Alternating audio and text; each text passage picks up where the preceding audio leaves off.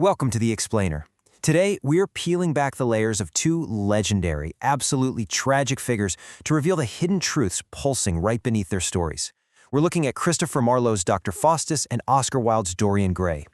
Now, on the surface, sure, these are classic cautionary tales. But as you'll see in just a moment, there's a whole lot more happening beneath the ink. Okay, let's dive right into this. Making a deal with the devil. It's literally one of the oldest, most universal tropes in all of literature. But what actually drives a person to trade their literal soul for their deepest desires? Like, is it some supernatural temptation? A total psychological breakdown? Or maybe the crushing pressure of a deeply repressive society? To figure this out, we're going to examine these two iconic characters through two very different, incredibly fascinating academic lenses. To kick things off, we're bringing in our first source. This is a brilliant psychoanalytic study published in the Journal of Emerging Technologies and Innovative Research by Rohit R. Basically, this paper compares the driving forces behind Dr. Faustus and Dorian Gray, using the foundational theories of psychoanalysis to crack these characters wide open and really see what makes them tick.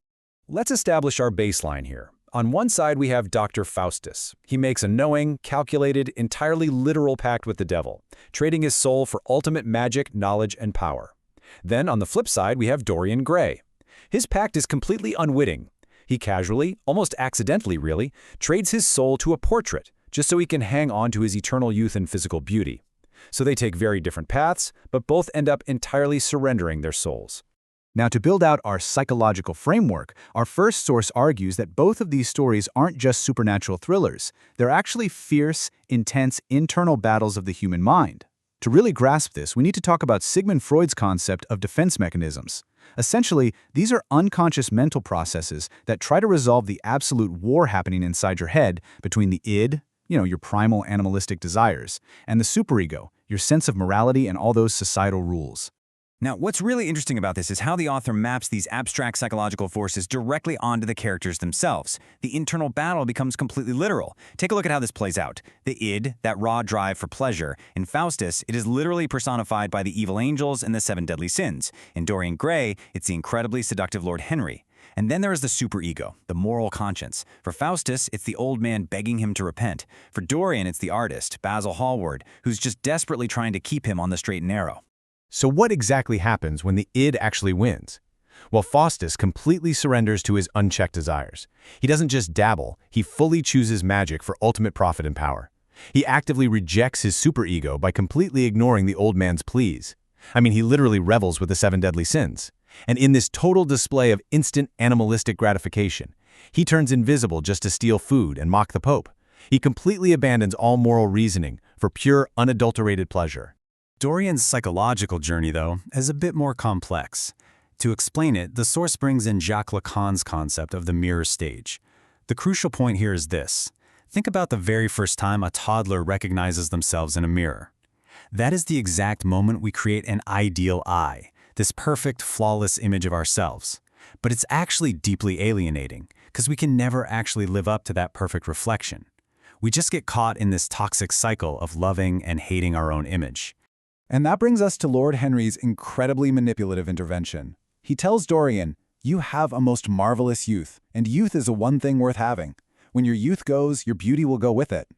Lord Henry is basically weaponizing the mirror stage here. He forces Dorian to look at his portrait and absolutely fall in love with his ideal I. He crafts his false, alienating self-image that Dorian becomes utterly obsessed with preserving, literally no matter the cost to his actual soul. All right, so that covers the internal, psychological battle. But what if Dorian's hidden nature wasn't just a trick of the mind? What if this entire story of a dark, corrupting secret was actually a coded representation of a very real-world crime in Victorian England?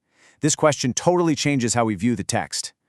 This brings us to our second source. It's a really fascinating paper out of Lund University by Lujulita Muriki, titled Homoerotic Codes in the Picture of Dorian Gray.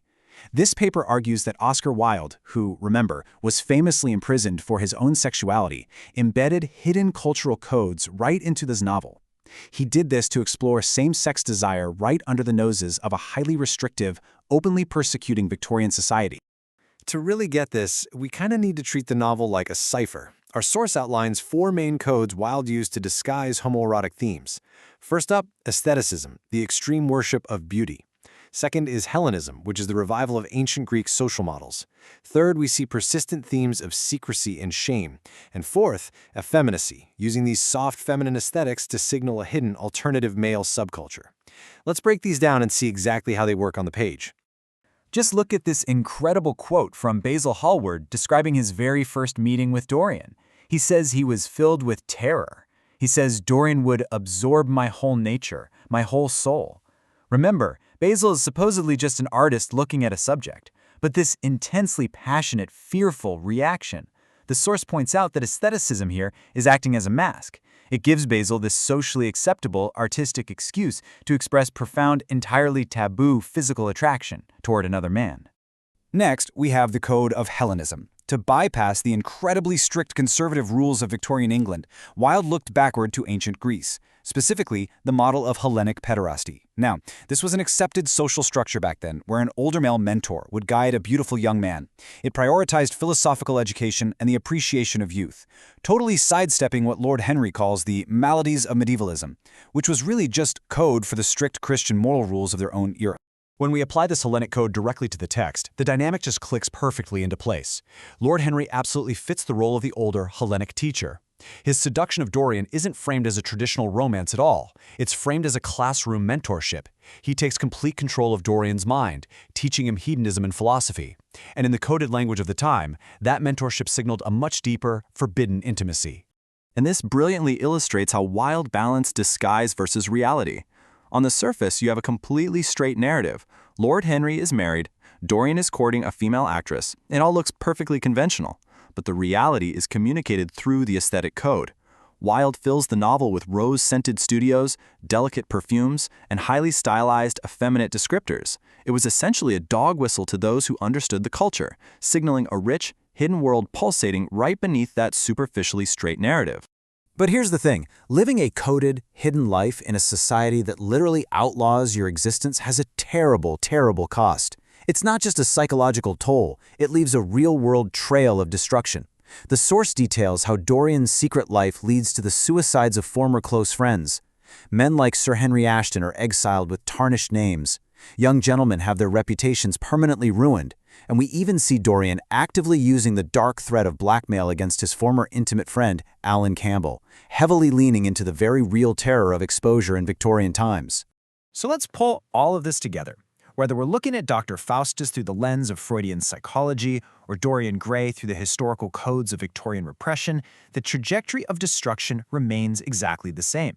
Step 1, an innocent realization of power or beauty. Step 2, the unchecked gratification of those desires. Step 3, concealment, guilt, and crushing societal shame. And finally, Step 4, inevitable self-annihilation.